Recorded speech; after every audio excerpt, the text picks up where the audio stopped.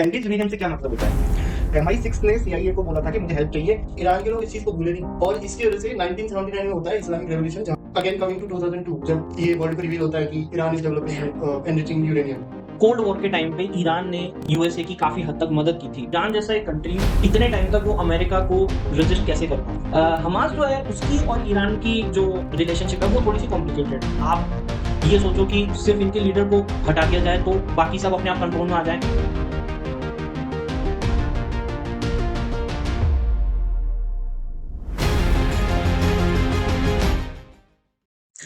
पिछले वीडियो में हमने डिस्कस किया था कि रशिया यूक्रेन वॉर होने का क्या कारण था और उसके क्या इम्प्लीकेशंस है। Now let's get to the main topic, the relation between USA and Iran and more importantly Israel and Iran. Let's get start. Recently US और ईरान के कॉन्फ्लिक्ट के बारे में, जो इनकी अभी को जो कॉन्फ्लिक्ट चल रहा है, पहले 1950s में ऐसा नहीं था। इन 1950s वॉशिंगटन यूएस की कैपिटल है और तेहरान जो ईरान की कैपिटल है, उन दोनों के बीच में एक कॉन्ट्रैक्ट साइन हुआ था, plant nuclear thermal power plant on Iran, in Iran. हाँ, बेसिकली यूएसए ईरान को रिसर्च में और एनरिचमेंट में मदद कर। हाँ, तो जो उनको न्यूक्लियर थर्मल पावर प्लांट की जो स्टार्टिंग की थी, वो यूएस ने उनके हेल्प के लिए उनको की थी।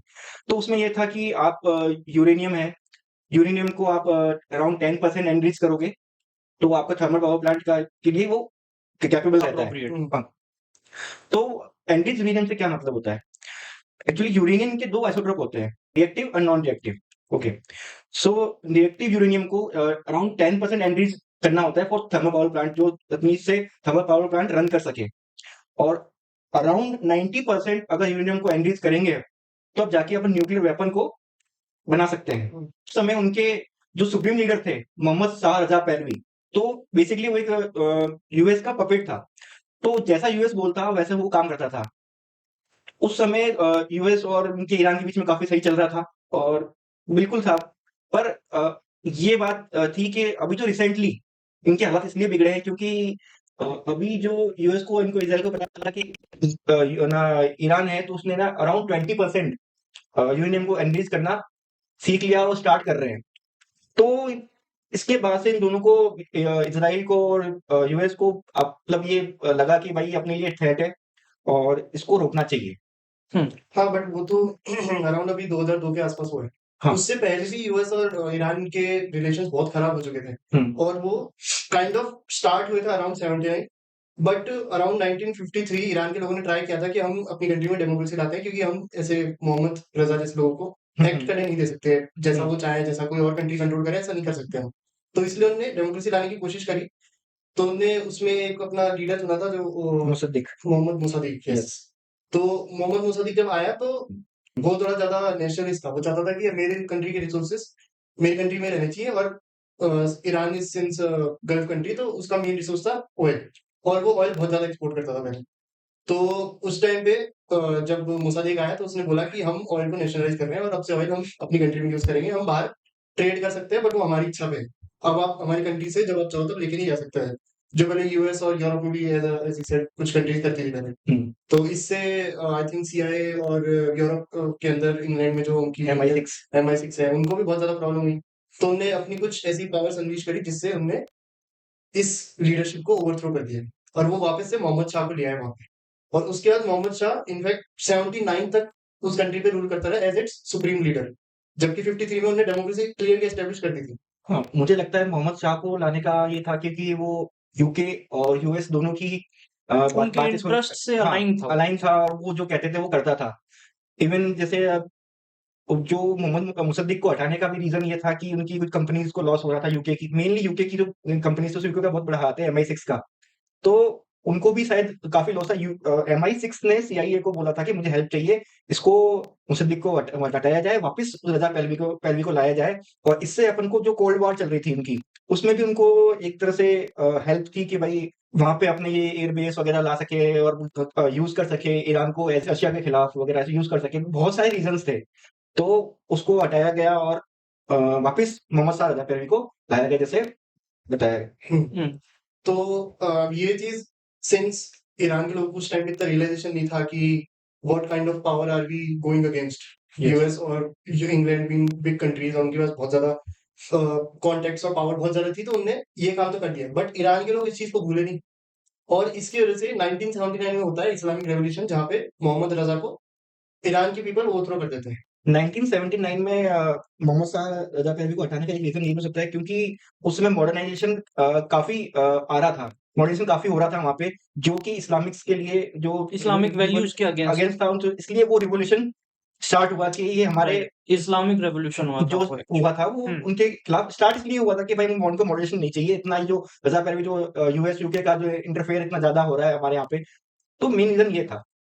तो फिर 1979 में एंट्री होती है अयातोल्ला खमीनी। अब अयातोल्ला खमीनी आते ही बोलता है कि मैं तो वेस्टर्नाइजेशन के कंप्लीटली अगेंस्ट हूँ और मैं अपने लोगों को वहाँ की वैल्यूज भी फॉलो नहीं करने दूंगा और उनसे वैसे ट्रेड भी नहीं करूंगा जैसे पहले करते थे। तो मैं वापस से नेशनलाइजेशन करता हूँ और मेनली सबसे मेन इंपॉर्टेंट चीज ये है कि हम यहाँ पे अब से पूरी तरह से इस्लामिक वैल्यूज को फॉलो करेंगे इन ईरान। यहाँ पे इतनी जो पहले जो जितनी फ्रीडम थी मे बी वो भी कम हो गई, बट उनने यूएस और इंग्लैंड जैसी कंट्रीज को फेवर करना बंद कर दिया। और इनफैक्ट उनने उस टाइम पे यूएस की एम्बेसी के अंदर 50 लोगों को एज हॉस्टेजेस भी रख लिया फॉर अराउंड 400 डेज, जिसकी वजह से यूएस और हाँ। ईरान के और रिलेशंस खराब हो गए।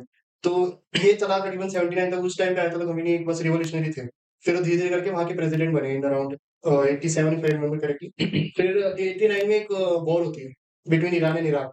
तो उस टाइम पे आयतुल्ला खमीनी का एक हाथ भी कट जाता है।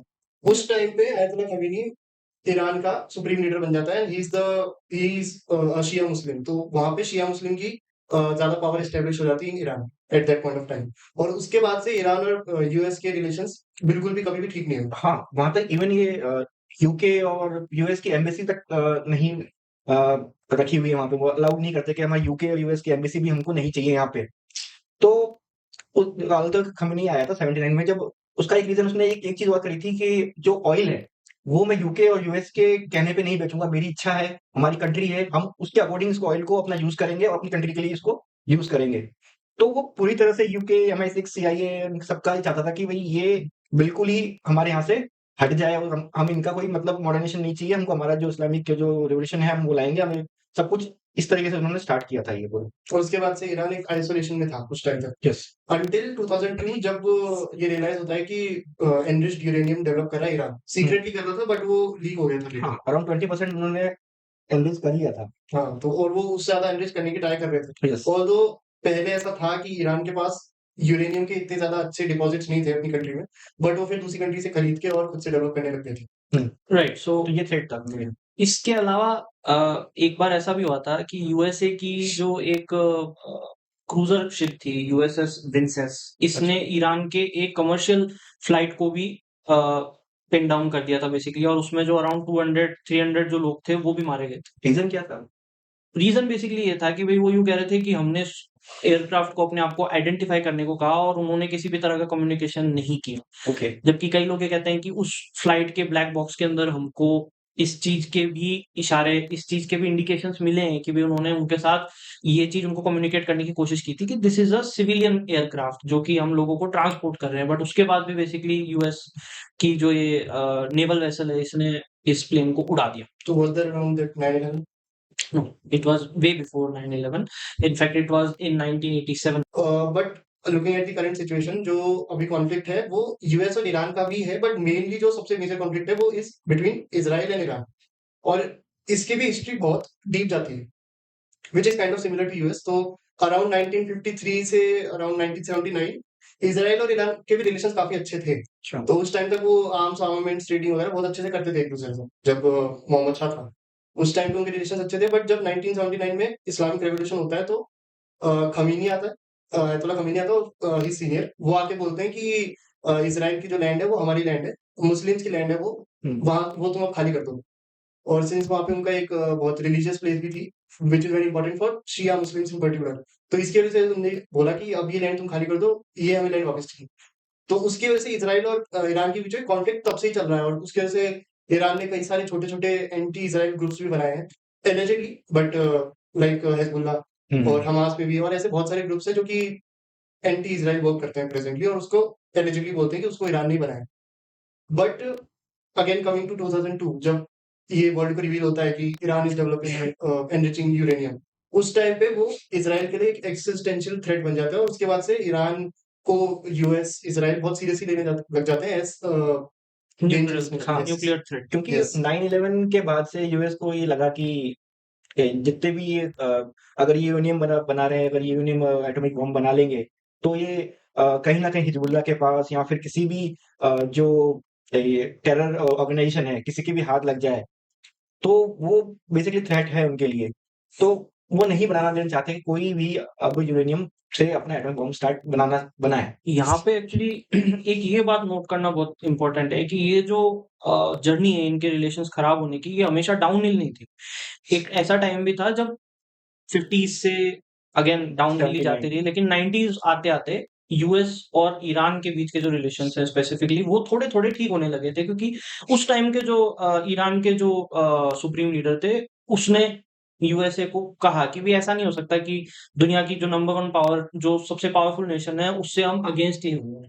तो उन्होंने कुछ टाइम के लिए उनके साथ डायलॉग भी करने की कोशिश की थी, थोड़ा बहुत there was a time of peace as well. In fact बहुत टाइम तक कोल्ड वॉर के टाइम पे ईरान ने यूएसए की काफ़ी हद तक मदद की थी। जब अफ़गानिस्तान के ऊपर रशिया ने अटैक किया था, तो उस टाइम पे ईरान ने भी यूएस की काफ़ी हद तक मदद की थी। बट ये सारी की सारी जो चीज़ें ये धुल गई थी 9/11 के बाद।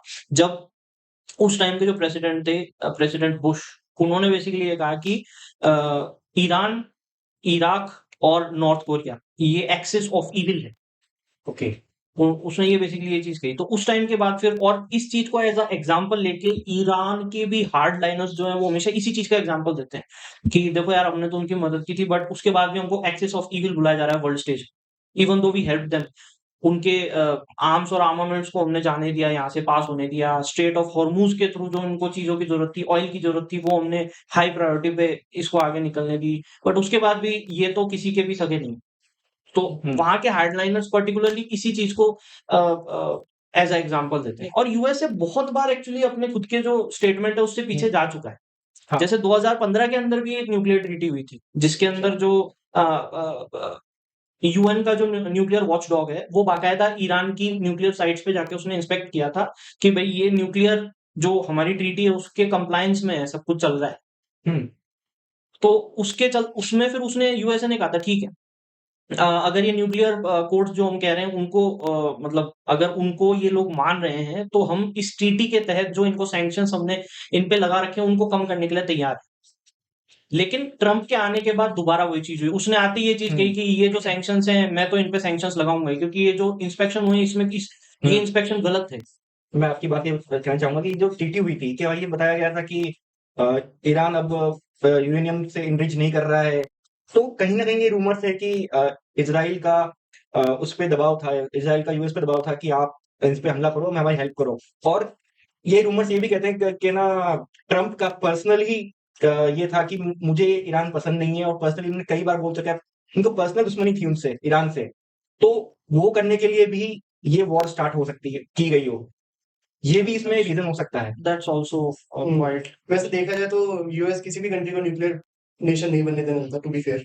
क्योंकि इंडिया भी 90s से ट्राई कर रहा था कि we want to become a nuclear nation. उन्होंने ओपनली टेस्ट जैसे स्टार्ट करे, वैसे यूएस ने ऑफिशियली धमकी दे दी कि you can not create a nuclear weapon, you can not test openly. तो उसकी वजह से अपने को सीक्रेटली इन पोखरन जो हमारा पहला न्यूक्लियर वेपन टेस्ट हुआ था, यस। वो हो पाया। That was done with extreme secrecy. उसके बारे में किसी को नहीं पता था। Only after it happened did mister Atal Bihari Vajpayee declare that India is a nuclear nation now. Right. So but India और ईरान में बहुत फर्क है। India has never been an attacker. Nuclear weapon yes. जब अपन ने बनाए भी, तो हमारा ऑब्जेक्टिव था to defend ourselves against the next nation. We also made the nuclear nations. we also made the no first use policy. हमारी ये वाली तो चीज है। ओके, सो इस चीज के बाद हमको एक बार ये चीज का एनालिसिस करना बहुत जरूरी है कि यार ईरान जैसा एक कंट्री जो कि वर्ल्ड मैप पे कभी भी कोई बहुत पावरफुल नेशंस की गिनती में नहीं रहा, हमेशा रिच कंट्रीज की गिनती में रहा because of its oil, but powerful Nations की कैटेगरी में ना होने के बावजूद इतने टाइम तक वो अमेरिका को रेजिस्ट कैसे कर पा रहे हैं, ये बहुत बड़ी बात है। राइट? तो इसके पीछे I would say there are, मतलब लोग यूँ कह रहे हैं कि ईरान के पास एक न्यूक्लियर बॉम्ब है और उसकी वजह से वो रेजिस्ट कर पा रहा है, but the truth of the matter is कि ईरान जो है, its power is not due to a nuclear bomb, it's because of strategic coalitions, military brigades और बहुत सारे state within a state type की कई सारी मिलिट्री ऑर्गेनाइजेशंस की वजह से। So let's get into Iran के पास 4 ऐसे मिलिट्री फोर्सेस हैं या पैरामिलिट्री फोर्सेस बोलो या आप इसको पॉलिटिकल अलायंसेस बोल लो जिसके थ्रू बेसिकली वो एक पावर सेंटर उसने अपने आप को बना रखा है जिससे वो हर किसी को रेजिस्ट कर पा रहा है। ठीक है। नाउ वी ऑल नो कि ईरान का सबसे मेजर जो उसको पुश बैक देने वाला जो कंट्री दैट इज इजराइल। तो ईरान ने बड़े स्ट्रेटेजिकली ऐसी फोर्सेस इकट्ठी की हैं जो कि उसके आसपास ना होने के बजाय इजराइल के आसपास है। सो सबसे पहले ईरान का जो क्राउन जूल है against Israel it's Hezbollah which you already mention. वो उसका क्राउन जूल है। हिजबुल्ला जो है लेबनान के अंदर है and it's a state within a state kind of organisation. Now state within a state क्या होता है? State within a state एक ऐसा एक टर्म है जो यूज किया जाता है एक ऐसी मिलिट्री ऑर्गेनाइजेशन के लिए, एक ऐसी पॉलिटिकल ऑर्गेनाइजेशन के लिए, एक ऐसी बेसिकली एक ग्रुप ऑफ पीपल के लिए जो कि एक स्टेट में रहने के बावजूद उनके लॉज को फॉलो नहीं करते, वो अपने कंसेंट पे ही काम करते हैं। Okay Hezbollah is that kind of an organisation जो कि इजराइल के नॉर्थ में लेबनान जो है वहां पे सिचुएटेड है एंड लेबनान के अंदर होने के बावजूद लेबनान के लॉज और ऑर्डर वो नहीं मानता, वो अपने ही अकॉर्डिंग काम करता है। At any point before 2024 Hezbollah के पास 1 से 1.5 लाख बैलिस्टिक मिसाइल्स थी जो डायरेक्टली इजराइल की तरफ पॉइंट करती थी। तो it was a big threat for Israel.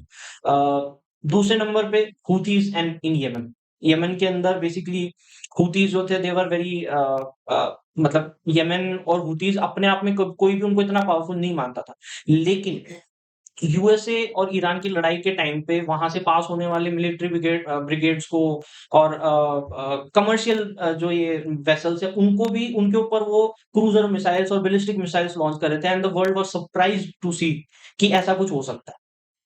Right. तो ये उनका एक दूसरे नंबर पे जो है हुथीज इन यमन जो है ये उनका एक बहुत बड़ा इन्फ्लुएंस है, एक बहुत बड़ा फोर्स है जो कि उनकी मदद कर रहा है to stay powerful. Iran funding करता है कि यूथीज को हाँ बिल्कुल। ईरान की जो मतलब मिलिट्री फोर्स है IRGC Islamic revolutionary guard corps Okay. वो हिजबुल्ला और यूतीस को डायरेक्टली आर्म्स और एम्यूनिशन प्रोवाइड करता है, इंटेलिजेंस प्रोवाइड करता है और उनके एजेंट्स बाकायदा उन जगहों पे जाके उनको ट्रेन करते हैं for fighting against guerrilla warfare और इन सभी चीजों के अंदर उनको ट्रेन करते हैं। और जैसा आप बताए थे 1.5 लाख बैलिस्टिक मिसाइल्स इजराइल के टारगेट कर रखी थी हिजबुल्ला ने। तो ये बैलिस्टिक मिसाइल्स हिजबुल्ला ने खुद ने मैन्युफैक्चर की थी या ईरान ने प्रोवाइड करवाई थी? सिर्फ ऐसा नहीं कि सिर्फ ईरान ने उन्हें प्रोवाइड की थी, बेसिकली इस तरह की ऑर्गेनाइजेशंस जो हैं वो दे नो कि मिसाइल्स बेसिकली अल्टीमेट डिटरेंस है अगेंस्ट एनी अटैक। ठीक है, आप एक हद तक ही लोगों को भेज सकते हो गन्स, आर्म्स और एम्यूनिशन, बट मिसाइल्स जो है दैट इज एक बार आप पॉइंट करके चला दो then no either they can fight it और दे कैन फ्ली। ओके तो इस तरह के ऑर्गेनाइजेशंस के पास जब भी मौका होता है वो अपने पैसे को अपने फंड्स को इस तरह की मिसाइल्स को प्रोक्योर करने में ही पैसा लगाते हैं। नो डाउट ईरान ने भी उनको ballistic missiles, cruiser missiles, normal जो आर्म्स एंड Drones. एम्यूनिशंस है, ड्रोन्स है वो प्रोवाइड किए हैं, बट वो खुद भी जितना उनके पास पैसा आता था उससे वो जितना हो सके इन मिसाइल्स को इकट्ठा करते रहते थे। Okay In fact, Hezbollah are also very famous for making their own missiles. Hezbollah ने खुद भी बहुत सारी missiles develop करी है within a very short span right right, that's in between this war. That's true. And so yeah, these are two. तीसरे number पे of course Hamas which you already mentioned. Hamas जो है उसकी और Iran की जो रिलेशनशिप है वो थोड़ी सी कॉम्प्लिकेटेड है बिकॉज ईरान जो है they are majorly Shiites and Hamas is majorly Sunni.